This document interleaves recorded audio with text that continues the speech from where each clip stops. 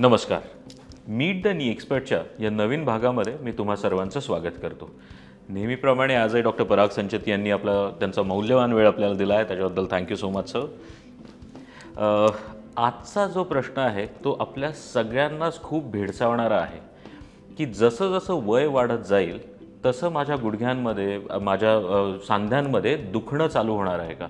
Almost everyone like my Maugham and dad, माझे आईवडील आता जस्ट क्रॉसिंग 60, सो त्यांनाही हे थोडं पेन चालू झालं आहे. आणि आजूबाजूला नेहमीच जेव्हा आपण वाढतं वय बघतो त्यावेळेला गुडघेदुखी हा अतिशय कॉमन प्रॉब्लेम आपण त्यांच्यामध्ये बघतो. तर ह्याच्याचबद्दल सर आज आम्हाला तुमच्याशी बोलायचं आहे. डेफिनेटली नक्की सौरभ.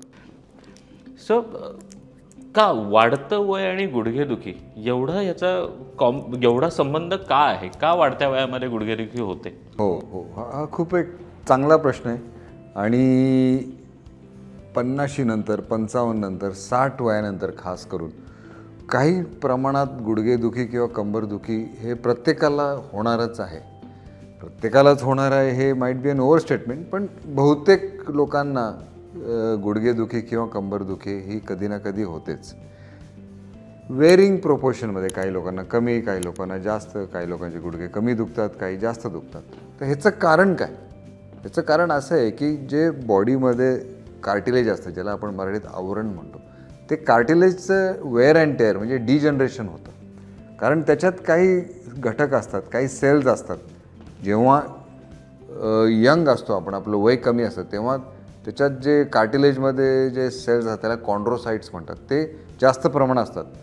55-60 ह्या वयानंतर शरीरात काही हॉर्मोनल चेंजेस होतात, फिजिओलॉजिकल चेंजेस होतात आणि ते कॉन्ड्रोसाइटचं प्रमाण कमी होतं आणि कॉन्ड्रोब्लास्ट वाढतात.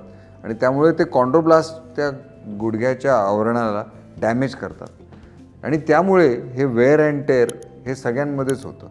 काही लोकांमध्ये जास्त होतं, काही लोकांमध्ये कमी होतं, काही लोकांमध्ये खूप वेगात संधिवात वाढतो आणि 4थ्या टप्प्यात जाऊन झीज होऊ शकते.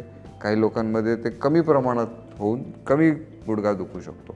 It is a varying proportion की तुमची कॉन्ड्रोसायटिक ॲक्टिव्हिटी जी आहे, कॉन्ड्रोसाइट्स वर्सेस कॉन्ड्रोब्लास्ट्स. समजा कॉन्ड्रोब्लास्टची ॲक्टिव्हिटी जास्त झाली तर गुडघा लवकर डॅमेज होईल, कॉन्ड्रोसाइट्सची ॲक्टिव्हिटी जास्त झाली तर गुडघा प्रोटेक्टेड राहील.